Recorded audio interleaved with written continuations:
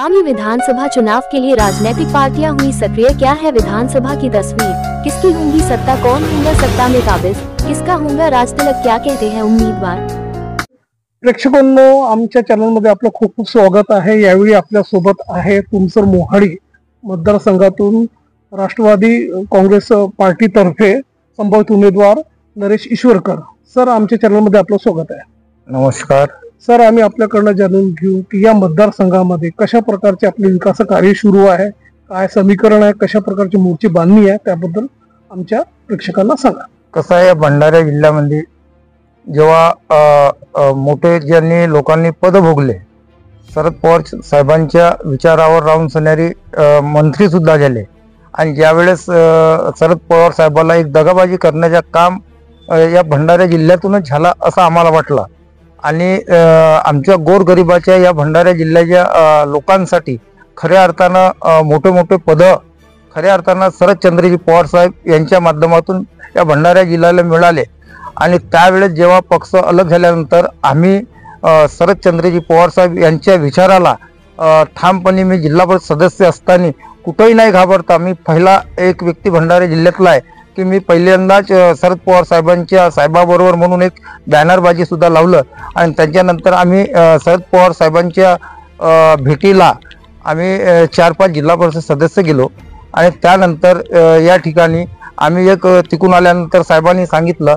आणि साहेबांच्या विचारावर आम्ही या भंडारा जिल्ह्यामध्ये आम्ही काम करायला सुरुवात केली आणि मोर्चेबांधणीचा विषय झाला तर आम्ही प्रत्येक बूथवर जाऊन सणारी आज पूर्ण 252 बूथ या ठिकाणी पूर्ण तयार झालेली आहेत। शरदचंद्र पवार पार्टीतर्फे आपण एक निष्ठावंत आणि विश्वासू नेते म्हणून आपली ओळख आहे या क्षेत्रात। मला सांगा, इथे विद्यमान आमदारांनी कोणती प्रकारचे काही विकास केले नाहीये?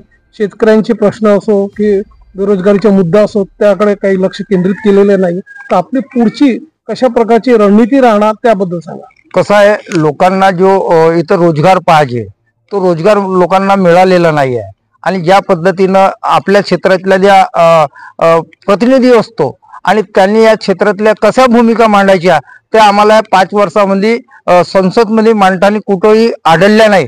त्यामुळे आमच्यावर जे काही जिम्मेदारी समाजाच्या माध्यमातून आम्हाला मिळणार आहे ते नक्कीच आम्ही त्या समाजासाठी आम्ही नक्की ज्या काही समस्या आहेत म्हणजे बेरोजगार आहे, इथं बावनथडीचे जे कालवे आहेत, मोठे मोठे रोजगार इथं आपण इथूनच तयार करू शकतो असे हा क्षेत्र या पद्धतीने एक सुफलाम आणि सुजलाम यासाठी आम्ही प्रयत्न नक्की करू। कारण पाण्याशिवाय शेती होऊ शकत नाही। मूळ प्रश्न आहे पाण्याचा। बावनथडी आता कितीतरी 2010 पासून कालवे चालू झाले, पाणी चालू झालं, परंतु कालवे सुद्धा अजून बनू शकले नाही अशी एक परिस्थिती निर्माण या ठिकाणी झालेली आहे आणि कास्तकाराच्या शेतामध्ये तो पाणी येतो केव्हाही नाश होतो आणि त्या पाण्यामुळे लोकांच्या शेतीचा नुकसान होतो।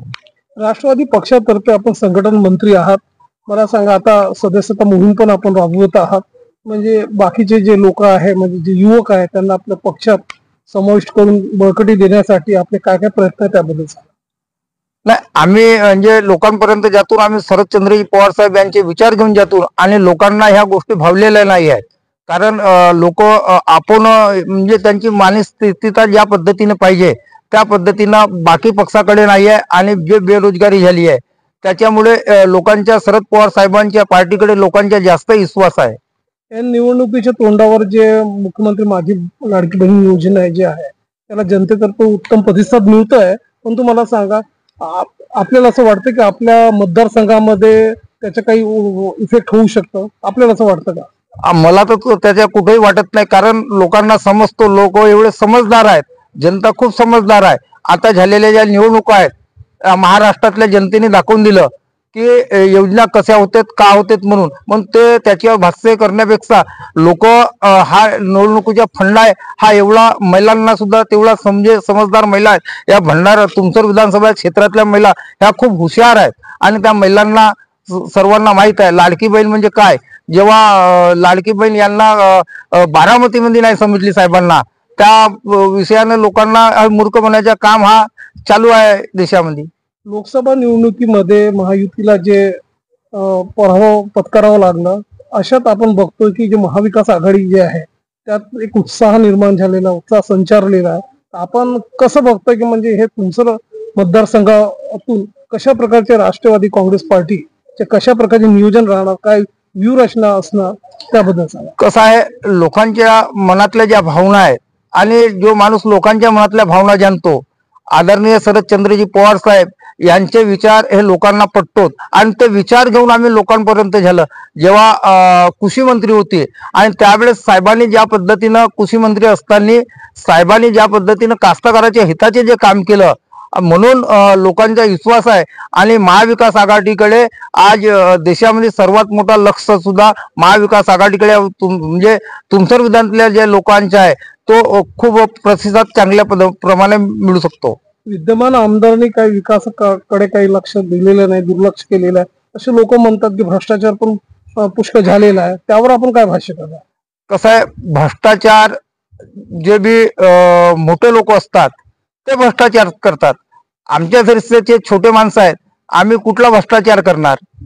म्हणून लोकांचा प्रतिसाद आहे की भाई यावेळेस बदल हवा आणि चेहरा नवा, या पद्धतीची लोकांची भावना निर्माण या तुमसर विधानसभेमध्ये झालेली आहे. आपला सतत जनसंपर्क सुरू असतं, आपण कार्यक्रमाचा सपाटा लावलेला आहे, बरेचशा गावाला भेटीगाठीतून सुरू आहे, आपली व्यक्तिशेट सुरू आहे. अशा जे गावात आपण आतापर्यंत पोहोचलेले नाही, असे जे गावाचे जे मतदार बंधू आहे त्यांना आपला काय एक प्रेमाचा संदेश असेल? त्या लोकांपर्यंत आम्ही जातून त्यांना समजून सांगतून आणि प्रत्येक गावामध्ये तुमसर विधानसभेमध्ये प्रत्येक गावामध्ये जाण्याचे आमचा प्रयत्न आहे आणि 90% गावामध्ये आम्ही पोहोचलेलो आहोत आणि आमचे सर्व कार्यकर्ते सुद्धा प्रत्येक गावामध्ये जाऊन राहिलेले आहेत.